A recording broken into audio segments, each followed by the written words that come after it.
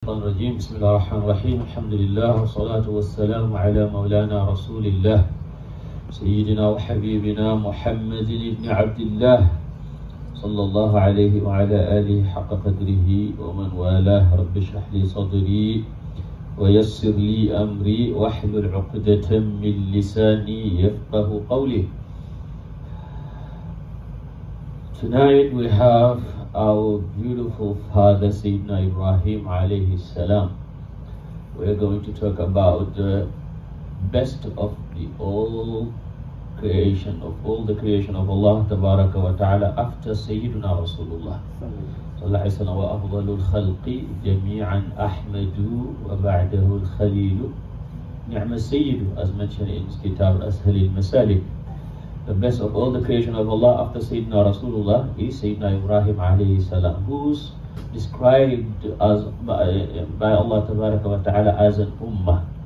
Ibrahim, inna Ibrahim kana ummah. He is an entire ummah alayhi salam, i.e. every single goodness that you find in every single individual of the ummah, you find that goodness in Sayyidina Ibrahim alayhi salatu wasalam.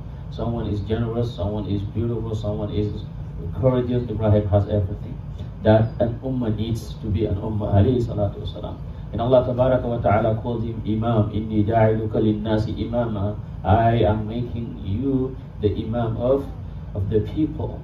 So he is the father of the Anbiya, actually the father of Rasulullah, and the one who looks like the Prophet sallallahu alaihi wasallam most. When we talk about Ibrahim, we're talking about Tawheed. He is named as Qutb Tawheed, the pole, the leader of the people of Tawheed. He had never shirk in his heart. Since his birth to his death, alayhi salatu wassalam. As a little boy, he was calling his ummah to Islam, to the unity of Allah tabaraka wa ta'ala. He was born in a family where people were making these idols and they were selling them. It is told that he was given some of these idols to go to sell them in the marketplaces. You know, those statues. He would say to people, who's going to buy something that cannot benefit or harm them? And some of the scholars say that he was beaten up for that. And he debated his ummah, even being young, in a very wise way. He once wanted to show them what Tawheed was. He saw the nujum, the stars. He said, these are my lords. When the stars went away, he said, no, my Lord cannot be changing, going here and there. And then when he saw the Qamar, he said, oh, this is even bigger. This is my Lord. When the Qamar went away, he said, no, this is not. When he saw the Shams, he said, this is even the greatest. هذا أكبر. فلما أفلت قال يا قوم إني بريء مما تشركون. Even talking about the Nujum and the Qamar and the Shams, he was pointing to Allah, not to the Nujum, not to the Shams, not to the Qamar. Because when he say هذا أكبر, pointing to the Shams, Shams is feminine in Arabic. You cannot, when you say Shams, you have to say هذه, but he say هذا. And when you are pointing to something far, you will say ذلك or tilka, but he was saying this to point to the nearness of Allah tabaraka wa ta'ala. That was one thing. Another thing, he tried to convince them that the idols have no benefit, could harm anyone, and couldn't do anything. So they didn't listen. When they had some celebration, they went out. He demolished every single idol and he left the big one there. And when they came and asked, who did this? He said, سَمِعْنَا فَتًى يَذْكُرُهُمْ يُقَالُ لَهُ Ibrahim. When Ibrahim was brought to people, he said, بَلْ فَعَلَهُ كَبِيرٌ هَذَا. It is the big ones. Ask him. You know, when they said, do you know that this cannot talk? He said, you are such crazy people then, if you are worshipping something like this.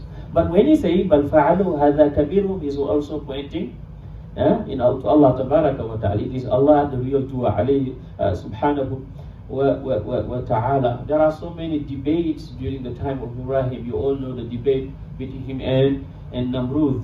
And when they did realize that they couldn't help but to punish him, so that everyone else will learn from this, they decided to burn him. But Allah tabaraka wa ta'ala didn't let the fire burn him. يا نار كوني بردا وسلاما على إبراهيم فأرادوا به كيدا فجعلناهم الأخسرين. And when he was also convinced that not only was he able to convince them, but they wouldn't even let him, perform his deen, he decided what? To migrate. And that is a lesson for us. Whenever we cannot practice our deen in a place, that's not our place anymore. I always remind that when we are in our workplaces and we are told to not pray there, that means we cannot work there. And rare is where you go and you cannot pray. Sometimes people just, find, false excuses.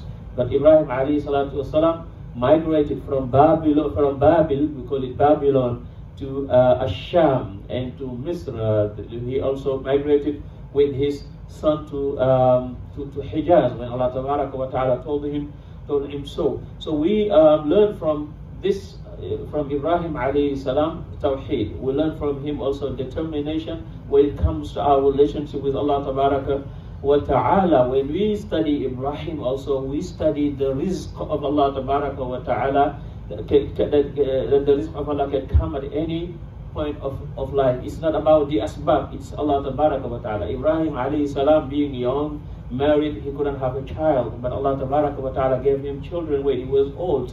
Alhamdulillah alladhi wahaba li ala al-kibari Ismail wa Ishaq inna rabbi la sami'u du'a. He had Sayyidina Ismail and Sayyidina Ishaq when he was very, very old. But Allah Ta'ala named him and appointed him as his and chose him as his friend.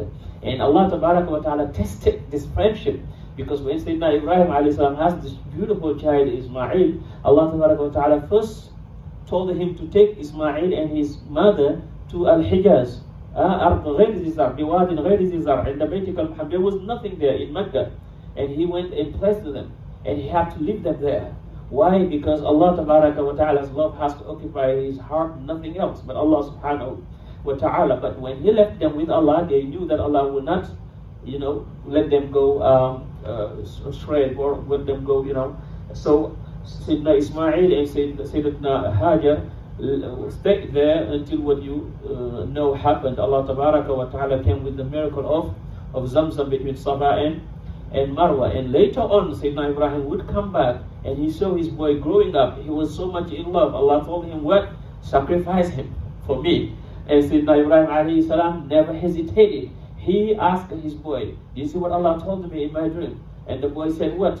Because Sayyidina Ibrahim alayhi salam planted Tawheed, planted Islam, planted Iman, planted everything he had in his heart in the heart of his child, Sayyidina Ismail alayhi salam. Ya abati fa'al ma tumar, he said, do what Allah Ta'ala told you to do, i.e. take me out.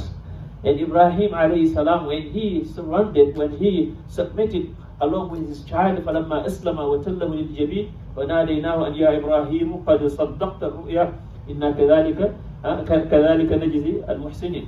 So Allah Ta'ala rewarded him for that, chose him as an imam. And Allah Ta'ala tested Sayyidina Ibrahim with so many tests. وَإِذِ ابْتَلَى إِبْرَاهِيمَ رَبُّهُ بِكَلِمَاتٍ فَأَتَمَّهُنَّ. There is no test that Ibrahim did not pass alayhi salam. When we talk about Sayyidina Ibrahim alayhi salam also, we're talking about yaqeen, about tuma'nina, meaning sometimes you have some doubts in your heart. It is okay. Sayyidina Ibrahim, who is the best of the best, among the best of the best, yet he was asking Allah Ta'ala how to bring back the dead people to life.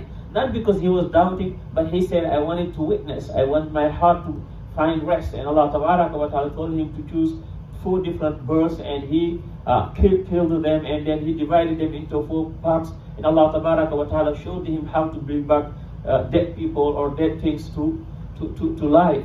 And another thing about Ibrahim is Al-Hajj. When we do go to Hajj, we all are reminded of Sayyidina Ibrahim alayhi salam. The Holy Prophet sallallahu alayhi wa sallam, when he was taken to Al-Isra wal-Mi'raj, among the prophets he met, it was Sayyidina Ibrahim alayhi salam, actually at the last heaven, at the Sama as-Sabi'ah. And that was the indication of the last fard Allah Ta'ala would bring to Rasulullah sallallahu alayhi wa sallam. That was fard of Hajj, which has to do with Sayyidina Ibrahim alayhi salam, not only Ibrahim called people to Hajj wa adhin lin-nas bil Hajj, but Ibrahim alayhi salam was the one who rebuilt the Kaaba. You know that the Kaaba was built by the angels, by Adam, by Sheeth, and Sayyidina Ibrahim alayhi salam will rebuild it. That's why Allah tabaraka wa ta'ala said, وَإِذْ يَرْفَعُ إِبْرَاهِيمُ الْقَوَاعِدَ مِنَ الْبَيْتِ. That means that the foundations were there, it was built before. So Ibrahim rebuilt this Kaaba and called for Hajj.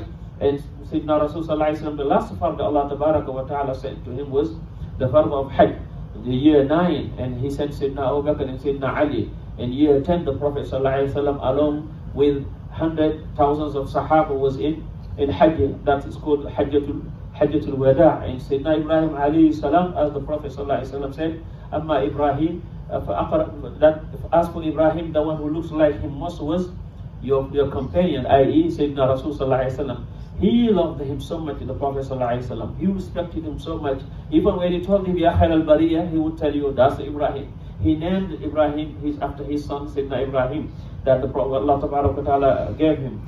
The last thing we're going to mention about Sayyidina Ibrahim alayhi salatu wasalam is al-ihtimamu bi salahi dhurriyah. To have care and be worried or careful about our kids, about our children, making sure that they are on the right path. Sayyidina Ibrahim, not only he showed them, not only he taught them, not only he told them, not only he did in front of them, but he was also making dua that Allah tabaraka wa ta'ala grant to him right children. Rabbi ja'alni muqim as-salati wa min dhurriyyati. Whenever he makes dua, he makes dua for his family. So that is something we need to have. We just don't make dua about things, the lively things. The real success of life is when you have your children on the right path. When you have your children on the Sirat al-Mustaqim, you have everything. When you have everything and you don't have them on the right path, you have nothing. And Sayyidina Ibrahim taught us this. And Allah tabaraka wa ta'ala said in Surah Ibrahim that Ibrahim said, فَمَنْ تَبِعَنِي فَإِنَّهُ مِنِّي. If you want to be part of Ibrahim, part of Sayyidina Rasulullah, you want to follow them. And following them is making dua, doing everything we can, but making dua, because dua is everything. Sayyidina Ibrahim alayhi salam, in the beginning, he didn't want to make dua. He has certainty that Allah will take care of me. You know, Ya naru kuni barda. But when he grew up, he was a prophet, he was the friend of Allah. What did he do? He was making dua. Even building the Kaaba, and the plan was given to him by Allah. He was saying, what? رَبَّنَا تَقَبَّلْ مِنَّا إِنَّكَ أَنْتَ السَّمِيعُ الْعَلِيمُ رَبُّ وَتُبْ عَلَيْنَا إِنَّكَ أَنْتَ التَّوَّابُ الرَّحِيمُ رَبَّنَا تَقَبَّلْ مِنَّا إِنَّكَ أَنْتَ السَّمِيعُ الْعَلِيمُ, as we recited in Surah Al-Baqarah. Here he's saying, Rabbi ja'alni muqim as-salati wa min dhurriyyati rabbana wa taqabbal du'a rabbana ighfir li wa liwalidayya wa lil mu'minina yawma yaqumul hisab. Hadha wa sallallahu ala sayyidina Muhammad wa ala alihi haqqa qadrihi wa miqdarihi al-azim. Amin.